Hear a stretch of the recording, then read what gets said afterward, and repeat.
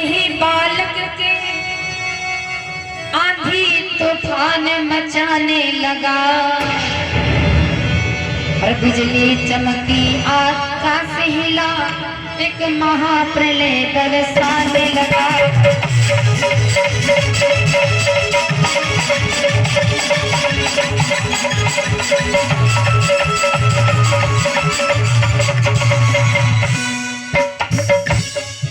एक महाप्रलय बरसाने लगा, एक महाप्रलय बरसाने लगा।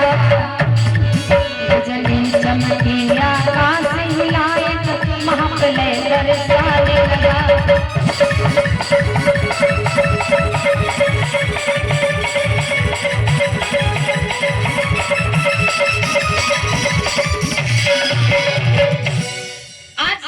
पैदा हुआ महाराज जी कृष्ण बड़ा प्रसन्न, तुरंत ब्राह्मण को बुलाया, बेटे का नामकरण कराया तो बेटे का नाम रखा गया कंस। उस बालक का नाम कंस रखा गया। कंस धीरे धीरे जब थोड़ा बड़ा हुआ तो गांव के बच्चों के साथ में खेलने जाता, किसी को कुएं में ढकेल दे, किसी की जीभ काट ले, किसी को मारता पीटता, किसी को जान से मार डालता, बचपन से ही आतंक फैला दिया। बड़ा बेढंग साधु महात्मा ब्राह्मणों को उस समय सताया करता था। जब धीरे धीरे कंस सयाना हुआ तो उसने एक दिन मगध के राजा जरासंध के ऊपर चढ़ाई कर दी। और जरासंध के दो बिटियां जिनका नाम था अस्ति और प्राप्ति, दोनों लड़कियों को उसने जबरदस्ती छीन लिया, अपने घर में लाया, दोनों लड़कियों से विवाह कर दिया। उसका एक कारनामा महाराज उग्रसेन को अच्छा नहीं लगा। अपने बेटे को समझाते हैं, बेटा ये जो तू कर रहा है बहुत गलत है।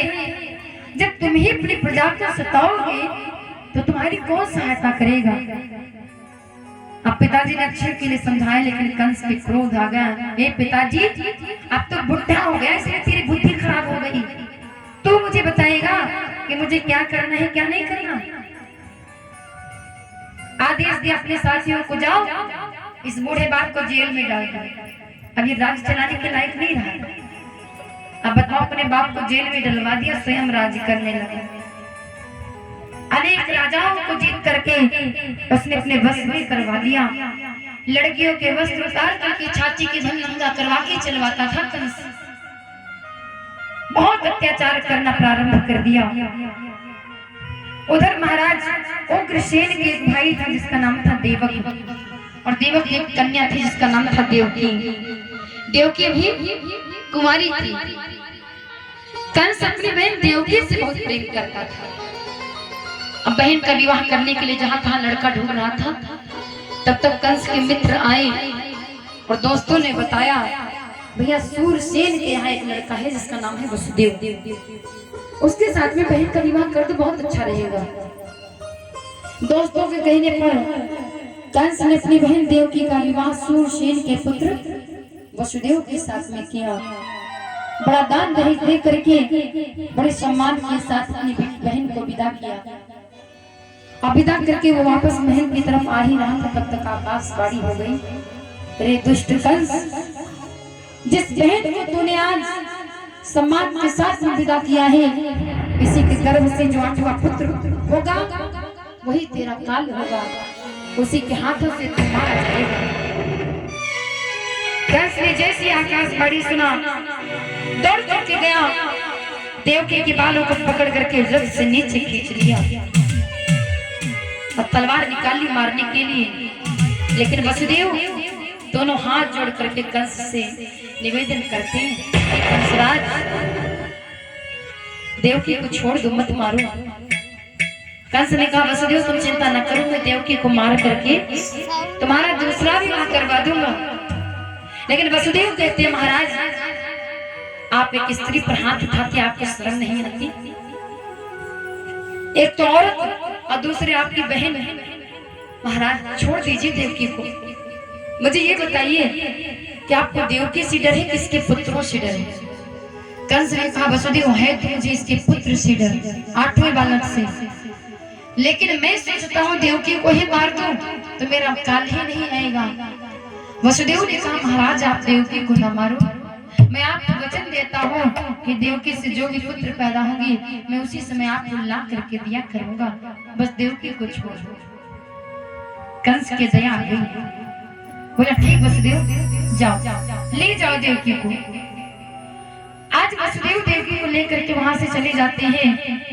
कुछ समय बाद जब देवकी से पुत्र पैदा हुआ तो वसुदेव उस बालक को लेकर के आए महाराज कंस के पास।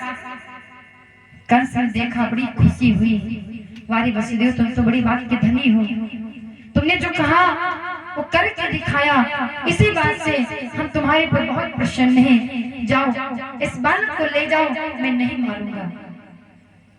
जैसे कंस ने कहा कि ले जाओ मैं नहीं मारूंगा, वैसे ही नारद बाबा प्रकट हो गए।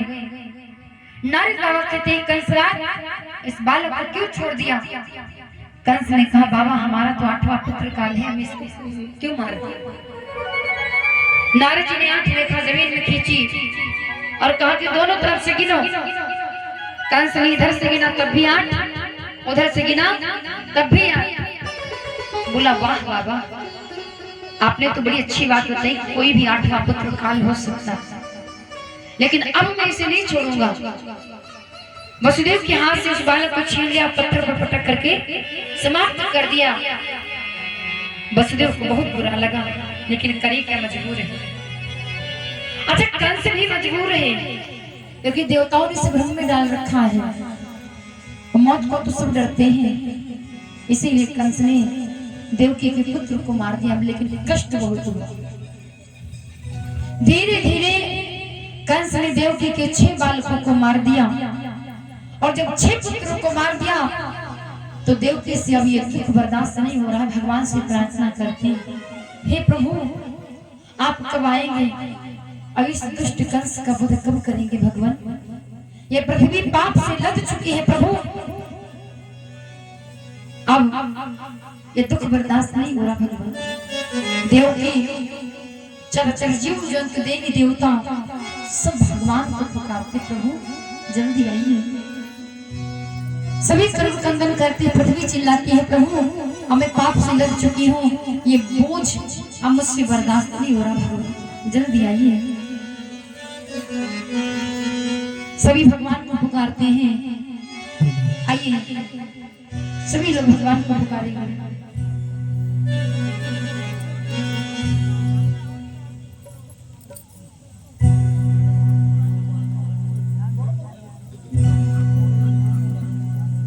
बोले बांके बिहारी लाल की जय। सभी लोग भगवान को पुकारते हैं, आइए सभी लोग मीठी मीठी तालियों के साथ भगवान को पुकारेंगे।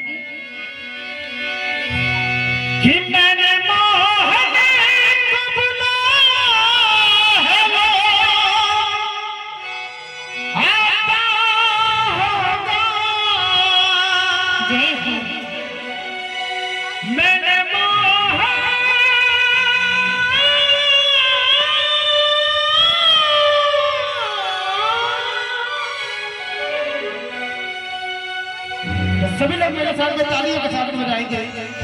हर भवाता हो भवाता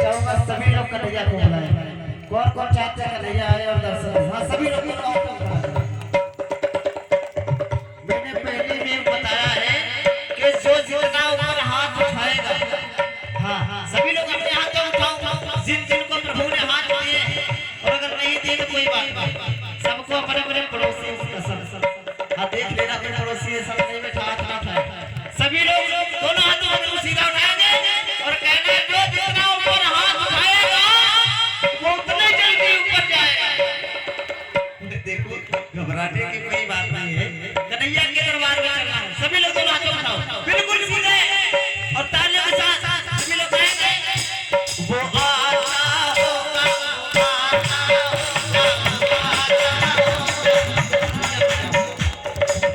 देखो अभी तक तो हम चिल्लाए रहे अब आप लोग चिल्लाओ नहीं देखो ये हमारे बप्पा नहीं है हम सबके बप्पा है ना तो सब लोग अपने अपने बप्पा को बुलाएंगे और गाएंगे वो आता होगा अगर ये जोर है तो बहुत कमजोर है अगर आप लोग जोर से बोल रहे हैं तो बहुत कमजोर है थोड़ा वैल्यू बढ़ाइए थोड़ा थोड़ा वो आता होगा वो आता होगा देखो भाई कंजूसी हो रही है हमें लगता है आप लोग काफी संख्या में बैठे हुए हैं सभी लोग अच्छा हाथ उठाइए सभी लोग भजनों में कर लो छा छा छा तुम भी हाथ उठा लो ये बात और एक बार अभी एक बार सभी लोग बोल देंगे वो आता होगा वो आता होगा वन टू थ्री फोर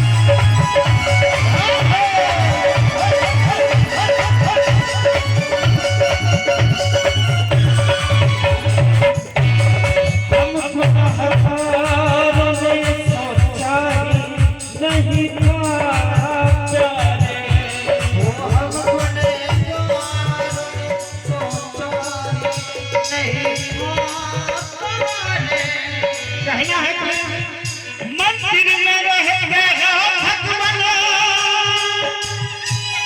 कभी बाहर आया जाया करो हम रोज तेरे दर आते हैं मेरे घर